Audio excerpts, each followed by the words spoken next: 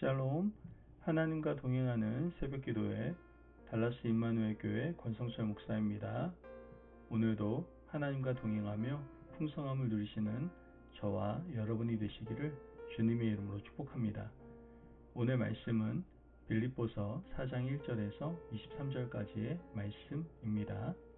봉독은 10절에서 20절까지만 하겠습니다. 내가 주 안에서 크게 기뻐함은 너희가 나를 생각하던 것이 이제 다시 싹이 남이니 너희가 또한 이를 위하여 생각은 하였으나 기회가 없었느니라. 내가 궁핍함으로 말하는 것이 아니니라. 어떠한 형편에든지 나는 자족하기를 배웠노니 나는 비천에 처할 줄도 알고 풍부에 처할 줄도 알아. 모든 일 곧 배부름과 배고픔과 풍부와 궁핍에도 처할 줄 아는 일체의 비결을 배웠노라. 내게 능력 주시는 자 안에서 내가 모든 것을 할 수 있느니라. 그러나 너희가 내 괴로움에 함께 참여하였으니 잘하였도다. 빌립보 사람들아, 너희도 알거니와 복음의 시초에 내가 마게도냐를 떠날 때에 주고 받는 내 일에 참여한 교회가 너희 외에 아무도 없었느니라. 데살로니가에 있을 때에도 너희가 한 번뿐 아니라 두 번이나 나의 쓸 것을 보내었도다. 내가 선물을 구함이 아니요 오직 너희에게 유익하도록 풍성한 열매를 구함이라. 내게는 모든 것이 있고 또 풍부한지라. 에바브로디도 편에 너희가 준 것을 받음으로 내가 풍족하니 이는 받으실 만한 향기로운 제물이요 하나님을 기쁘시게 한 것이라. 나의 하나님이 그리스도 예수 안에서 영광 가운데 그 풍성한 대로 너희 모든 쓸 것을 채우시리라. 하나님 곧 우리 아버지께 세세 무궁하도록 영광을 돌릴지어다. 아멘. 하나님의 말씀입니다. 오늘 말씀에서 바울은 지금 우리에게 주신 환경에 자족하고 사는 것이 얼마나 아름다운 것인지를 깨닫게 해주고 있습니다. 바울은 로마 감옥에서 빌립보서를 쓰고 있습니다. 바울은 가택 연금 상태였지만 그럼에도 불구하고 자유를 억압당하는 불편한 상황이었습니다. 그런데 빌립보서는 기쁨의 서신이라고 불릴 만큼 곳곳에 충만한 기쁨이 넘쳐나고 있다는 것이죠. 왜 그럴까요? 바울이 어디에 있건 무엇을 하건 자족하고 행복했기 때문입니다. 바울은 이렇게 말합니다. 11절 말씀에 내가 궁핍함으로 말하는 것이 아니니라. 어떠한 형편에든지 나는 자족하기를 배웠노니. 바울이 어떠한 형편에든지 자족하기를 배운 것은 바로 그리스도를 통해서 배운 겁니다.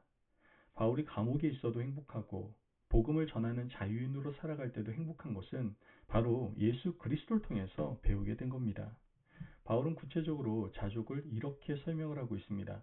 12절 말씀을 보면 나는 비천에 처할 줄도 알고 풍부에 처할 줄도 알아. 모든 일 곧 배부름과 배고픔과 풍부와 궁핍에도 처할 줄 아는 일체의 비결을 배웠노라. 바울이 복음을 전하는 과정에서 성도들이 바울에게 복음 사역에 쓰라고 물질을 줄 때가 있었습니다. 바울은 성도들에게 받은 물질을 복음 사역에 쓰면서 굉장히 행복했습니다. 실제로 바울은 예루살렘 교회를 돕기 위해서 바울이 개척한 교회에 다니며 헌금을 요청했습니다. 그때 여러 교회가 동참해서 헌금을 기쁨으로 드리게 되죠. 바울은 그 물질을 가지고 예루살렘에 가서 기근에 처한 예루살렘 교회를 돕는 일에 사용하게 됩니다.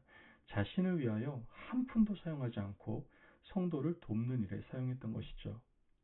바울은 풍부에 처하면 나누고 돕는 일에 사용했습니다.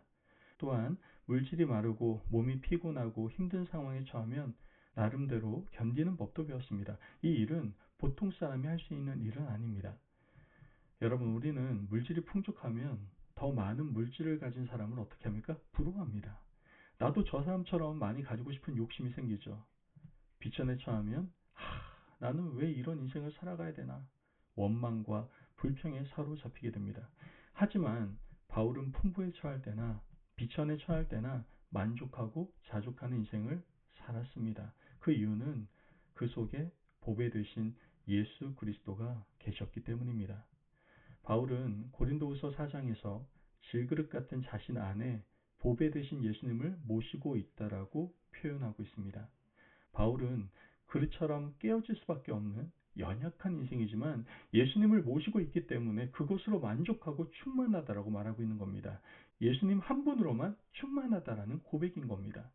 예수님이 세상 그 어떤 보화와도 바꿀 수 없는 보배이므로 다른 세상 물질은 눈에 들어오지도 않고 관심도 없다라는 표현이었던 것이죠. 여러분, 우리는 어떻습니까? 예수님으로 충만한 인생은 감사할 줄 아는 인생입니다.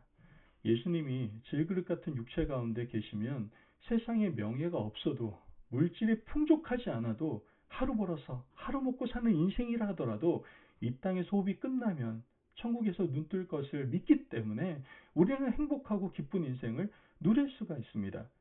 감사가 없는 인생, 불평하는 인생은 내 속에 보배 되신 예수님을 잃어버린 인생입니다. 여러분, 출애굽하던 이스라엘 백성들 한번 떠올려 보십시오. 하나님께서는 빈몸으로 나온 그들을 위하여 반석에서 물을 내고 하늘을 여셔서 만나와 메추라기를 보내주셨습니다. 그들 굶지 않도록 살펴주셨던 것이죠. 그럼에도 불구하고 그들은 40년 내내 원망했습니다. 이집트의 고기가마 곁에서 부추와 마늘을 먹고 고기를 구워 먹던 때를 그리워했습니다. 하나님 없이 이집트에서 종노릇하고 노예로 살 때가 오히려 행복했다라고 말을 했습니다. 정말 참으로 어리석고 불행한 인생입니다.